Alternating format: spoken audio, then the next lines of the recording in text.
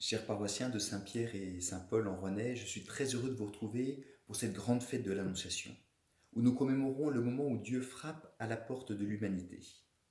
Dans l'histoire des médias et du monde, cet événement n'a fait aucun bruit. Mais dans l'histoire du salut et de notre foi, c'est un bouleversement total. Lorsque Dieu entre dans le monde, c'est l'éternité qui entre dans le temps, et le Concile Vatican II ne craint pas de dire que par son incarnation, le Verbe de Dieu s'est en quelque sorte uni à tout homme.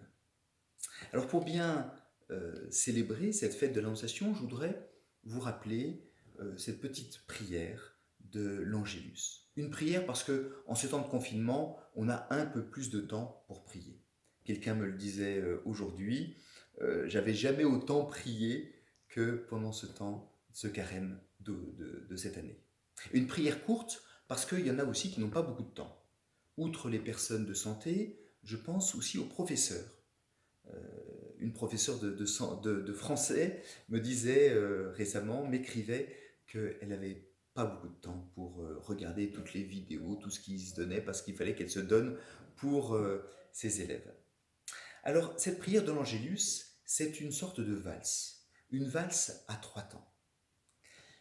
Le premier temps de la valse, c'est pour se redire l'initiative du Seigneur. L'ange du Seigneur apporta l'annonce à Marie et elle conçut du Saint-Esprit.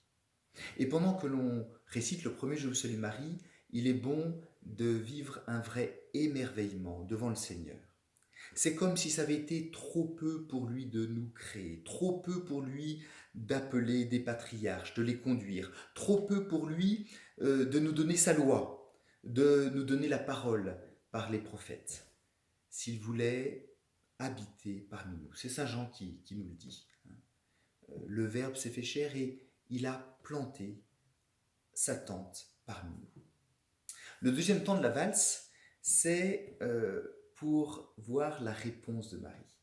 Mais avant de la dire, il est bon avec Saint Bernard de revoir Adam, de voir les patriarches, de voir David, qui supplie Marie de dire son oui.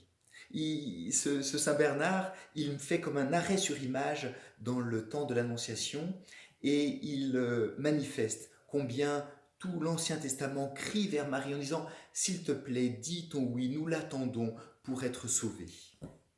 C'est beau de voir ce désir de la terre, de cette incarnation du Seigneur. Et donc Marie dit oui. Je suis la servante du Seigneur, qu'il me soit fait selon ta parole. Et pendant le deuxième Je vous salue Marie, le deuxième temps de cette valse, il est bon alors de contempler comment Marie ne dit pas un oui du bout des lèvres, mais comment elle engage sa vie. Elle est vraiment la servante du Seigneur. Et elle veut que la parole de Dieu devienne l'âme de sa vie. Que tout se passe pour moi selon ta parole. Demandez cette grâce que la parole du Seigneur ait autorité sur notre vie et guide vraiment notre vie. Et le troisième temps de la valse, après l'appel et la réponse, c'est de voir les effets de cet échange-là. Le Verbe s'est fait chair et il a habité parmi nous. Le Verbe devient une bonne nouvelle, non pas quand c'est simplement une parole en l'air, mais que on peut, comme dit Saint Jean, le voir de nos yeux, l'entendre de nos oreilles, le toucher de nos mains, et ainsi annoncer le Verbe de vie qui s'est fait chair. Voilà, ces trois temps de cette valse, à vrai dire, ils se poursuivent et ils nous accompagnent jusqu'à Pâques. Et l'horizon qui suit l'Angélus nous dit cela. Conduis-nous par ta passion et par ta croix jusqu'à la gloire de la résurrection. Parce que Dieu ne s'est pas incarné pour faire une œuvre d'incarnation, mais pour faire une œuvre de rédemption. Ce que les pères disaient, Dieu s'est fait homme pour nous sauver, pour que l'homme puisse vraiment vivre de la vie de Dieu. Cette prière de l'Angélus, elle n'est pas simplement là pour nous rappeler un événement du passé, mais mystérieusement, elle nous rappelle un désir actuel de Dieu. Je vous le rappelais au sujet de la communion spirituelle. Dieu frappe à la porte de nos cœurs. Et un peu comme il a fait avec Marie, l'ange vient chez nous pour que nous engendrions le Verbe. J'ai le droit de dire ça ou pas? Je m'appuie là-dessus sur saint Ambroise de Milan, qui dit dans une homélie sur saint Luc, « Toute âme qui croit, conçoit et engendre le Verbe. » Toute âme qui croit, conçoit et engendre le Verbe. À vrai dire, il pouvait s'appuyer sur la parole de Jésus, qui disait tout homme qui écoute ma voix et la met en pratique est pour moi un frère, une sœur, on comprend, mais aussi une mère. Une mère. Toute âme qui croit, conçoit et engendre le Verbe, devient une mère pour Jésus.